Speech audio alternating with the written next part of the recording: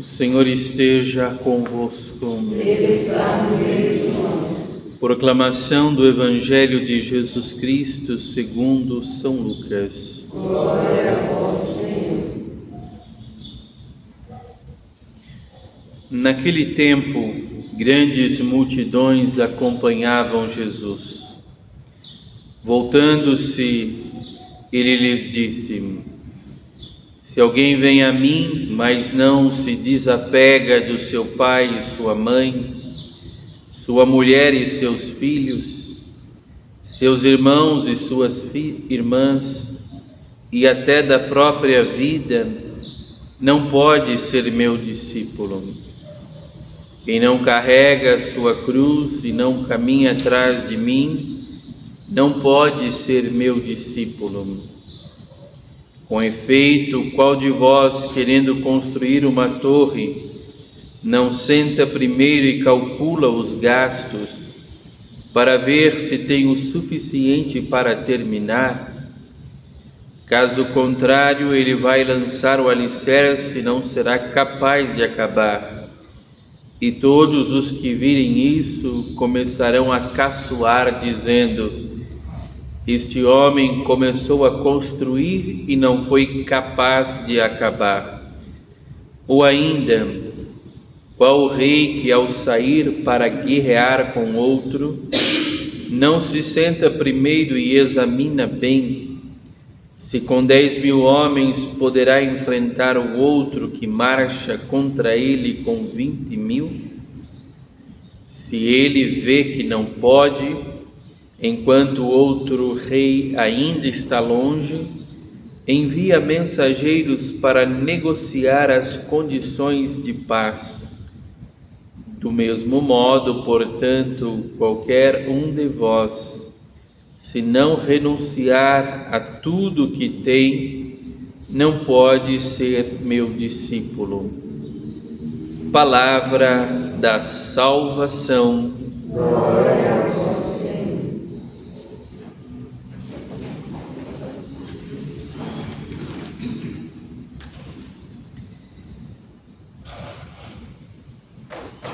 Hoje no Evangelho, Jesus nos fala de renúncia,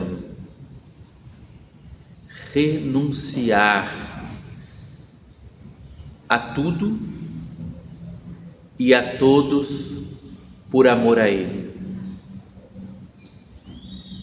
Talvez alguém que não compreenda muito bem esse texto, ou que não viva a fé, possa dizer: mas como assim alguém vai renunciar a tudo e a todos por causa de Deus? Deus pede toda essa exclusividade.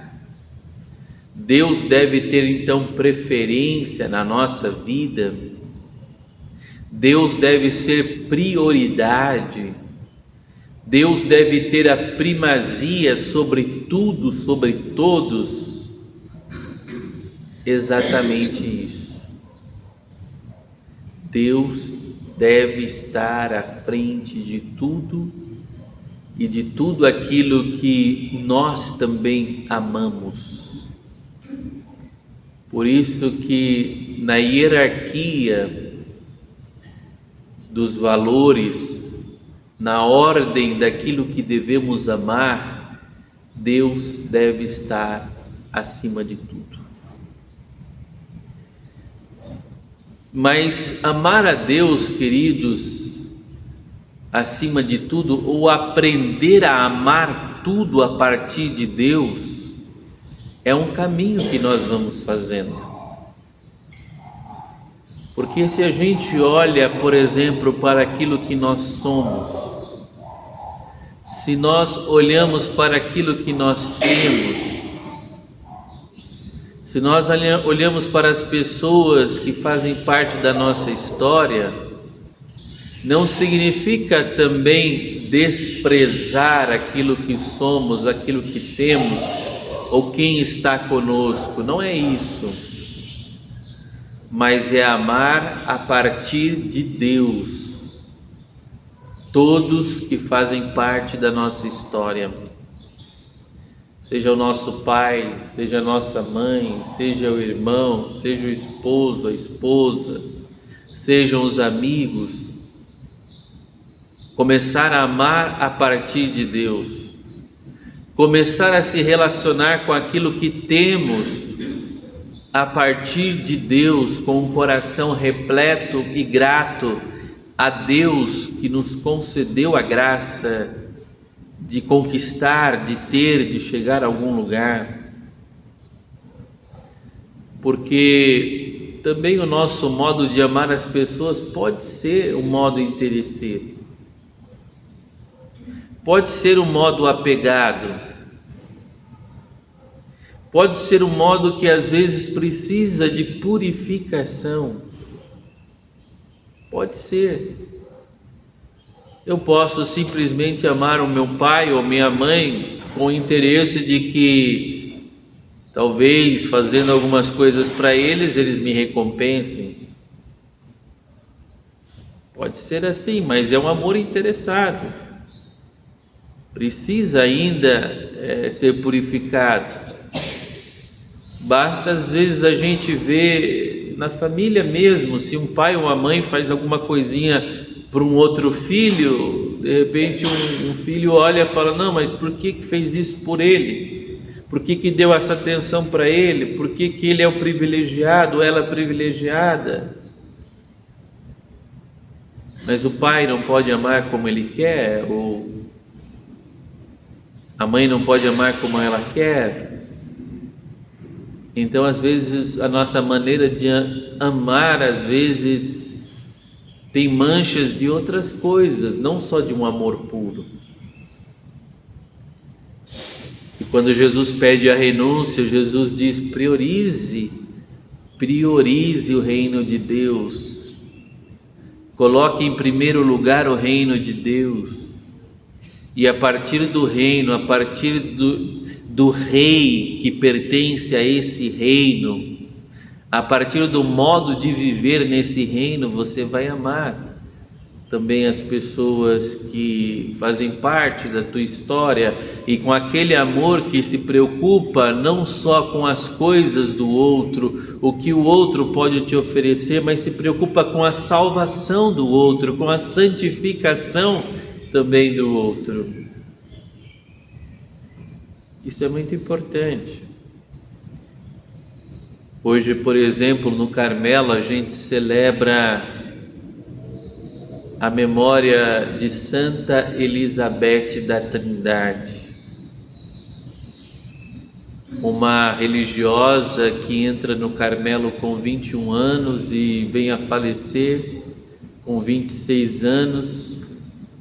Mas é interessante quando você vai ler o seu diário espiritual, ela escreveu um diário, relatando aquilo que ela experienciava no coração dela, aquilo que ela vivia no dia a dia com a sua família, e depois coloca algumas cartas, escreve algumas cartas para os familiares, depois que ela entra na vida religiosa, demonstrando justamente isso, o desejo de vê-los bem com Deus, o desejo de vê-los vivendo a fé, o desejo de vê-los amando a Deus de todo o coração. Ela foi aprendendo a amar a sua família a partir de Deus, através do amor de Deus. Talvez alguém possa dizer: mas não parece egoísmo? Você renuncia o seu pai, sua mãe, renuncia a sua história, deixa tudo de lado, vai para um convento, vai para um seminário, vai se tornar padre ou entra numa comunidade e abandona a sua família. Não é abandonar a família, mas é ter o cuidado de aprender a amá-los com o amor de Deus. Porque se não for esse amor que nos move, irmãos, o que vai nos mover nas nossas relações? Se o nosso amor também para com a nossa família não for um amor intenso e mais profundo, vai ser um amor que termina quando o outro é colocado dentro de um caixão, numa cova de cemitério e acabou. Se o amor é limitado, ele tem um tempo. Agora, se o amor é colocado não só no interesse passageiro, é um amor que pode se tornar eterno. Eu quero a salvação dele, eu quero a salvação dela, eu estou rezando pela santificação da minha família. Que o Espírito Santo nos ajude no dia de hoje a acolher essas palavras de Jesus. Não ter o coração apegado a nada. Não ter o coração preso a nada. Se Deus te chama a uma vocação, se Deus te chama a uma missão, se Deus te chama a dar um passo na direção dele, que você esteja livre para poder dizer sim a Deus, ou livre para continuar aonde Deus te colocou. Talvez alguém diga para você assim: mas você escolheu o matrimônio, agora você está preso no matrimônio. Você escolheu a vida religiosa, agora você está preso ali na vida. Você escolheu ser padre, agora você está preso na igreja. Não. Quando você escolhe um compromisso a partir de Deus, você é livre. Você usou aquilo que é o maior dom que o ser humano tem, a liberdade. Você usou esse maior dom para investir a tua vida naquilo que você acredita ser o melhor para você. Ou seja, você usou perfeitamente a sua liberdade. Então, estar num compromisso, estar numa família, estar num lar, estar numa vocação não é prisão, é utilizar aquilo que você tem de maior para ser mais livre ainda, para fazer a vontade de Deus. Escravidão é quando a gente vive só a partir do nosso egoísmo, a partir de vícios, a partir de pecados, a partir de coisas passageiras, efêmeras. Isso é escravidão. Mas quando alguém escolhe algo maior, mesmo que seja exigente, mesmo que passe por sacrifícios, a pessoa descobriu um caminho para ser livre, e livre de tudo aquilo que iria apequenar a sua alma, como fez Santa Elizabeth da Trindade, que hoje o Carmelo se lembra com carinho dela. Ela que chega a dizer numa das suas falas: saber que um Deus que se chama amor habita na minha alma 24 horas por dia, me chamando à comunhão com Ele, eis o que tornou a minha vida num céu antecipado.